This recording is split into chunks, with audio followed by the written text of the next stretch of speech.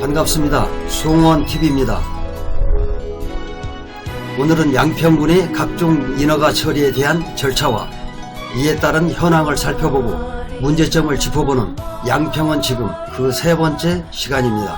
흔히들 양평은 규제 때문에 무슨 일을 하고 못하는 지역이라는 얘기를 많이 듣습니다. 그만큼 각종 중첩 규제가 많기 때문일 것입니다. 이 같은 규제법은 환경정책기본법을 비롯해서 한강수계 상수원 수질 개선 및 주민지원 등에 관한 법률, 일명 한강법, 그리고 국토의 계획 및 이용에 관한 법률 등 1972년 팔당댐이 축조된 이후 50여 년간 상시적이고 불만적인 이슈로 자리잡고 있습니다. 따라서 민원인과 인허가 부서 간의 갈등과 반목이 지속적으로 이어지고 있는 것도 현실입니다. 특히 현 민선 7대에 들어서는 이 같은 민원이 더욱 증가되고 있는 것으로 알려졌습니다. 이에 대해 임선진 허가과장은 정동균 군수님의 개발 지침은 난개발로 인한 환경 파괴로 자연재해가 발생하는 등 심각한 사회 문제로 대두되어 친환경적인 개발에 주안점을 두다 보니 이에 따른 불만이 일부 있는 것으로 알고 있다고 말했습니다. 현재 양평군에서 인허가 업무를 총괄하는 허가과는 개발 행위와 산지 전용 허가, 농지 전용 허가 등 매달 1,700여 건의 인허가를 처리하고 있습니다. 또 인허가 업무가 지연되는 주된 이유로 인허가에 대한 담당 공무원의 과중한 업무와 허가 처리에 따른 고충 민원 증가로 민원 처리에 어려움이 있으며 일부 민원 유임 업무를 맡고 있는 건축사 사무소와 토목 설계 사무소에서 기본적인 서류 미제출 등으로 보완사항이 많이 발생하는 것도 한 원인으로 꼽았습니다. 인허가에 관한 한 내로남불이 많은 것도 현실입니다. 본인도 산지를 개발해서 집을 짓고 살면서 다른 사람이 옆에다 집을 지을 경우 난개발이다 뭐다 해서 집을 못 짓게 민원을 제기하고 있다고 밝혔습니다. 허가를 내주면 내준다고 난리를 치고 안 내주면 안 내준다고 난리를 치고 있는 게 현실이라는 것입니다. 따라서 인허가 부서는 많은 공무원들이 기피하고 있는 부서라고 말했습니다. 허가과 외에도 인허가 업무를 담당하는 부서는 건축과, 안전총괄과, 건설과가 있습니다. 안전총괄과에서는 하천에 관련된 인허가를 담당하는 부서로 하천 점용과 소하천 정비법, 공유수명법에 관련된 업무를 담당하고 있습니다. 건설과에서는 도로 조명 허가, 국유재산, 사용수익 허가에 관련된 업무를 담당하고 있습니다. 지금부터는 민원인이 인허가 업무를 접수하면서 처리되는 과정을 정전한 건축 과정을 통해서 알아보도록 하겠습니다. 인허가 업무 처리에는 두 가지 방식이 있습니다. 의제 처리와 비의제 처리입니다.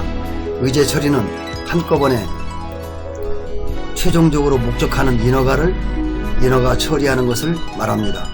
민원인이 건축 허가를 접수할 경우 지목에 따라 농지 전용, 개발 행위, 산지 전용 허가를 거쳐 건축까지 일련의 과정을 한꺼번에 처리하는 것을 말합니다. 따라서 민원 만족도가 증가하며 업무 능률이 향상되고 신속한 인허가 처리가 가능합니다.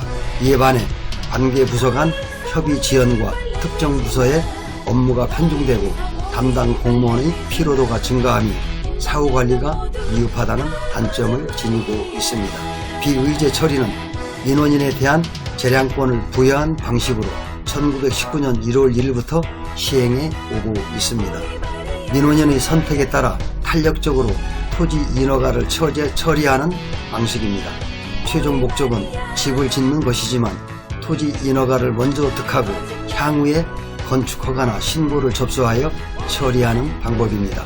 민원인에게는 경제적으로 유리하고 민원인의 선택권을 보장하며 사후관리가 용이합니다. 반면에 개별 처리를 하다 보니 업무가 지연되고 연속성이 없으며 부서 간 업무 이견이 발생하는 단점을 지니고 있습니다. 이번에는 민원인과 인허가 부서 간의 불협화음이 발생하는 보안 서류에 대해 알아보겠습니다. 정전한 건축 과정은 보안의 90% 이상은 토지 분야라고 밝히고 있습니다.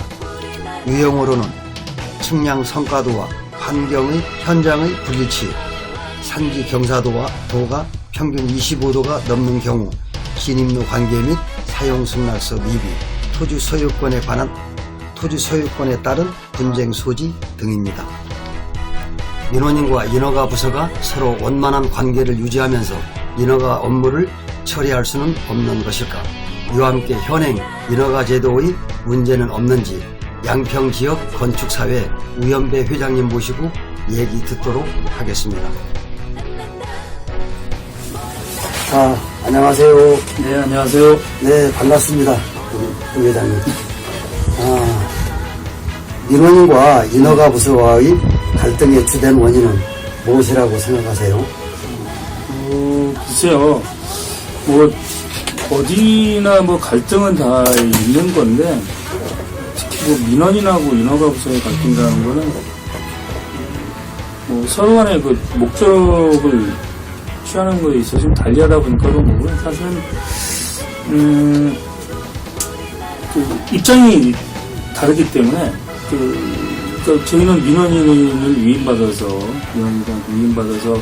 업무를 처리하는 입장이고, 또 인허가 부서에서는 법과 원칙을 있는 그 기본을 가지고 해석하다 보니까 업무 처리 기준은 있지만 그거에 따른 서로 이해가 안 될 때 그게 갈등이 생긴다고 보고요. 해소하려면 서로 상대방의 입장을 이해하는 게 갈등을 해소하는 원인이고 해소를 할 수 있겠죠.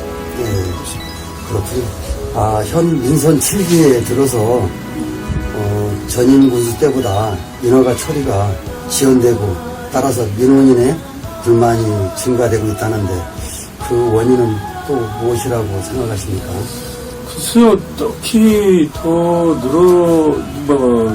기간이 늘어났다라고 하는 거는 이제 제가 보기에는 현재 이제 새로운 군수님이 오시니까 편제가 바뀌거든요. 그러면 이제 그거에서 오는 약간 딜레이 현상들이 있겠죠. 조직이 개편되면 자리 잡아야 되는 시간도 필요할 것이고요. 또 조직이 구성되면서 저희 같이 직능단체들 입장하고 또 관에서 자기네들이 어떻게 해석을 하고 처리하는 입장이 다르다 보니까 그게 결국은 처리 기간이 늦어진다라는 관에서 오명을 쓰는 거고요. 저희 쪽에서는 이제 불평불만을 쏟아내는 거겠죠. 근데 그거는 시간이 지나서 해결하는 문제고요. 일단 근본적인 건 이왕이면 바꾸면서도 좀 더 효율적인 편제를 하지 못했다는 또 반증도 되겠죠. 그래서 이게 누구를 탓하는 문제는 아니고 개선하고 계속 그래요. 제가 알기로는 제가 오기 이전부터 계속 늦어졌다고 그러지 빨랐다고 들은 적이 없습니다. 그렇습니다. 네, 그렇군요. 이러한 민원인과 인허가 부서의 갈등의 중심에는 보안 서류가 있다라고 보는데 보안 서류를 개선할 여지가 있다라고 보십니까?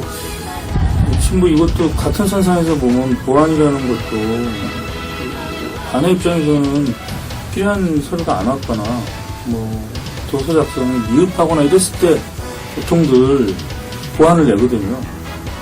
그런데 또 저 입장에서는 제대로 서류를 갖췄는데 내부 그 관에서의 내부 어떤 사정으로 미뤄졌다고 보안 내부 이런다고 이제 오해도 하고 물론 이것도 역시 그 채널을 좀 바꿔서 할 수 있는 방법은 있다라고 생각을 하는데 다른 예를 들면 다른 시군에서는 그냥 계속 보안을 열어놓습니다. 그래서 민원인이 수시로 참여해가지고 보안을 완성하게 하는 방법으로 해서 기한을 맞추는 경우도 저런 있어요. 그래서 그거는 조금 개선을 하면 될 문제라고 보고요. 일단 근본적으로 이제 우리가 접수하는 입장에서 세움터라는 걸 통해 접수하는 입장에서는 좀 더 좀 꼼꼼히 살펴보고 접수를 하면 안 더 줄겠죠. 네, 그렇군요. 인허가 업무를 대행하는 이를테면 설계사무소나 측량사무소 등에서 현행 업무 처리 방식을 개선할 점은 없겠습니까? 예, 저희 공수사사무소나 토목사무관리계 사무소도 마찬가지지만 아까 이제 보안에 관련된 건데요. 서로들, 그러니까 저희 공수사무소들의 사실은 직업윤리 의식을 좀 고취시킨다고 할까요? 좀 그런 것들에 대해서 책임을 갖고 하는 직업윤리 의식이 좀 함양이 되면 그 지금 얘기한 뭐 그런 것들에 개선이 되겠죠. 보안도 덜 나올 것이고. 그렇게 한다는 거는 더 꼼꼼하게 챙긴다는 얘기니까. 그렇고 또 관에서도 그게 어떤 그 기준의 잣대만 가지고 글자만을 가지고 저희들 온 직능단체들을 탓할 게 아니라 그건 무슨 특별한 사유가 분명히 있어서 못할 경우도 있으니까 그런 것도 이해의 폭을 좀 넓히면 오히려 이제 개선이 되겠죠. 뭐 그게 이제 일방적으로 저희들 문제일 수도 있지만 어쨌든 같이 살아가는 거니까 소통이 잘 되면 그것도 해결로 될 거라고 보여집니다. 시각에 따라 다르겠지만 양평구는 대외적으로 난개발이 많다고 보는 시각이 많은데 그 부분에 대해서는 어떻게 생각하십니까? 글쎄요, 난개발이 많다는 거는 좀 양면성이 있다고 보는데요. 난개발이라는 거는 그 글자 그대로 해석을 하는 건지 아니면 어쨌든 인허가 업무가 나서 공사를 하면서 그 산림을 훼손하고 자연을 훼손했다는 측면을 얘기하는 건지 일반적으로 일반적으로 우리가 난개발이라고 하면은 무사람들이 느끼기에는 자연을 그냥 뭐 이렇게 많이 훼손한다거나 그런 이미지가 강하다라고 보시면 되겠습니다. 일반적으로는. 근데 저희 입장에서는 저희는 뭐 개발업자라고 하기는 좀 그렇지만 어쨌든 자연을 훼손하거나 이런 부분이 전혀 안 따를 수는 없습니다. 건축이라는 것 자체도 그렇고요. 그런데 이제 이거죠. 이제 자연을 훼손하는데 말 그대로 자연스럽게 가깝게 만들지 못하고 경직되게 만들기 때문에 난개발이라고 얘기하는 거예요. 그러니까 그거는 저희들 같이 디자인 하시는 분들, 이런 사람들이 충분히 사전에 어떤 디자인의 관점에서 쳐다봤을 때는 난개발 없을 수 있는데, 그게 이제 일반인 관점에서는 그러다 보면 개발 속도가 늦거든요. 또 돈이 많이 들고. 그러다 보니까 우리는 이제 속도 경쟁에서 항상 빨라야 된다는 취지 때문에 난개발을 좀 억제할 수 있는 방법은 속도를 늦추되 이게 좀 우리 눈에 기준에 올라오게 하는 그런 건물을 짓고 자연을 덜 훼손하는 쪽으로 디자인해야 되겠죠. 그러면 난개발하는 말은 없어질 거라고 보죠. 그렇군요. 앞전에 있는 질문과 좀 대동소이한데 민원인이 입장에서야 허가를 팍팍 내주면 좋겠지만은 자연 생태계의 보존이라는 측면에서 볼 때는 어찌 보면 이율배반적인 현상인데 그런 부분에 대해서 어떻게 생각하십니까? 그런데 이제 인허가 잘 내주면 난개발이 우려된다고 그러고요. 인허가 또 안 내주면요 환경을 좀 안 내주면 인허가 늦어진다고 난리를 치고 뭐 그렇다고 해서 그게 환경을 지켜낸다는 취지는 아니거든요. 늦게 내준다고. 그래서 이런 거를 해소하려면요 이미 일단 개발이 됐다 그러면 이거를 조금 지켜낼 수 있는 방법의 법제화가 필요해요. 뭐 이제 다른 데는 이제 법에 수도권 정비법인가 제가 이런 게 있습니다. 수도권 정비계획법에 성장관리 권역이라는 게 있습니다. 그래서 그런 걸 통해서 권역별로 지정을 해서 향후 일어나는 개발이라든가 기존에 개발이 일어났던 데를 좀 더 보완하고 이렇게 하면서 갖고 나갈 수가 있겠죠. 그래서 그런 걸 도입하면은 지금 말씀하신 거에 대한 대답이 되지 않을까 싶습니다. 그렇군요. 조금 전에도 언급을 했습니다만 양평구는 규제 때문에 무슨 일을 하고 못하고 하는 그런 현실입니다. 해무군 화두입니다만은 회장님께서 규제 철폐에 대한 획기적인 보관이 있으시다면 한 말씀 해주십시오. 그렇고 또 규제 설계하면 환경단체에서는 또 난개발 우려된다고 또 분명히 그럴 건데요. 그거는 뭐 어쨌든 그렇다고 전혀 개발이 없이는 좀 여러 가지 문제가 생기겠죠. 그래서 정부에서도 그렇고 또 지자체에서도 준비되고 있는 법령들이 있습니다. 우리 지금 현재 나와 있는데요. 지역 건축 안전센터라는 걸 만들 겁니다. 그러면은 이걸 통해서 이거는 뭐냐면 정부에서 하는 인허가를 인간으로 이양한다는 취지거든요. 이게 아마 2021년 말쯤에 이미 이제 법제화는 이루어졌고요. 시행을 그렇게 보고 있어요. 그렇게 되면 자연스럽게 얘기하는 인허가의 시간 미뤄지고 이런 것도 좀 해소될 거라고 보여지고요. 또 이제 제가 이제 심의위원회 참석하다 보면 심의가 이제 좀 나눠져 있습니다.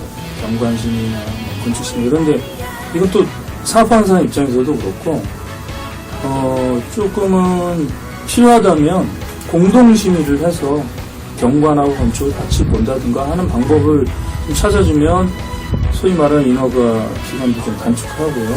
그 사업자도 어쨌든 민원인 아닙니까? 또 그리고 그런 심의가 들어간 사업은 좀 대규모 사업입니다. 그럼 대규모 사업은 또 양평 입장에서는 또 이게 세금하고 세수를 걷어들이는 이런 효과가 있고 인구가 늘어나는 효과가 생기거든요. 그러니까 이제 그런 것들을 위해서라도 어느 정도에선 타협을 해야 되겠죠. 이게 뭐 일방적으로 환경단체에 들어주시는 것도 아니고. 그래서 제가 드리는 말이 뭐 균형을 갖추는지 모르겠지만 어쨌든 저도 건축사 사무실 운영하는 사람으로 아무래도 개발 쪽의 문제는 조금 가깝게 말을 좀 하겠죠. 근데 나라에서는 이런 준비를 하고 있고 관에서는 그런 심의제도 개선이라든가 해서 좀 인허가 되는 속도도 당장은 좀 올릴 수 있고 그 다음에 이제 너무 텍스트에 얽매이는 해석보다는 좀 법의 취지를 이해하는 그런 분들이 많이 계셔서 머리 맞대면 해결될 거라고 보시죠. 또 인허가와 관련해서 네. 또 하실 말씀도 있으십니까? 글쎄요. 제일 지금 어려운 게 전국적으로 보면 저희 아는 지인 건축사님들을 보면 그분은 하다못해 답답해서 국토부까지 찾아가시더라고요. 이게 이제 아까도 말씀하신 법의 해석을 좀 민원인의 입장에서 해석을 해주는 게 민원 입장에서 또 저희들 같이 위임받는 사람들도 그렇고 저희도 너무 또 이게 법의 해석을 유리하게만 해석하고 법을 갖다 오용하고 이런 건 없어야겠지만 그런 취지를 잘 살린다면 아주 불편하지 않은 이제 행복한 인허가 업무가 될 것 같은데 아직 먼 얘기일 것 같기도 한데요. 기대를 하고 있습니다. 그래서 저희도 노력을 할 거고요. 저도 그렇게 되기를 기다리겠습니다. 오늘 바쁘신데 시간 내주셔서 고맙습니다. 네, 감사합니다. 네. 양평은 지금 오늘은 그 세 번째 시간으로 양평군의 인허가 업무를 전반적으로 살펴봤습니다. 양평군은 각종 중첩 규제로 민원인이나 인허가 업무를 담당하는 공무원 그리고 이를 위임해 처리하는 대행업체가 업무를 처리하는 데 있어서 적지 않은 고충이 따르고 있다는 것을 알 수 있었습니다. 아무쪼록 불합리한 업무는 서로 개선을 통해 노력하고 좀 더 열린 마음으로 서로가 다가서는 인허가 민원 처리가 되었으면 합니다. 2020년 9월 1일 화요일 송원TV에서 바라본 오늘의 양평군 세계 양평군의 인허가 업무는 서로가 양보하고 노력하고 개선하면 적어도 지금보다는 원만한 인허가 환경이 조성될 것이라고 굳게 믿습니다. 감사합니다.